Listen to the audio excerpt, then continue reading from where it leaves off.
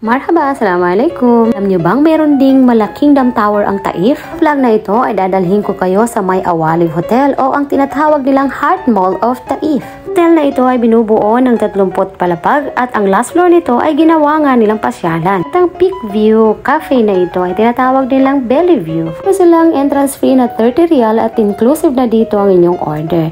At unlimited na rin ang length of stay. At ang pinaka-exciting sa kanilang cafe ay ang kanilang outside balcony or ang kanilang peak viewpoint kung saan pwede kang kumain, magkape-kape habang pinapanood ang kagandahan ng entire Taif. Nakakalula nga lang dahil open area ito at medyo mahangin at napakalamig ng simoy ng hangin. Ang advice ko sa inyo ay magdala kayo ng pinakamakapal na jacket. Pinakamagandang oras na pumasyal dito ay sa gabi kung saan makikita mo ang naghagandahang lights na dadagdag sa kagandahan ng Taif. Hindi ka nakapasyal sa Kingdom Tower of Riyadh ay pumunta na dito sa May Awalib Hotel dahil tiyak na para ka na rin nakapunta sa May Kingdom Tower. Mas mababa nga lang ito sa Kingdom Tower, ngunit ang kagandahan na makikita mong meron dito ay talaga namang parang magkasintulad din. Mga gustong pumasyal dito, ilalagay ko po sa may comment section ang exact location. For today, thank you for watching. Please like, subscribe, or follow my page Saudi Girl Rohan for more videos.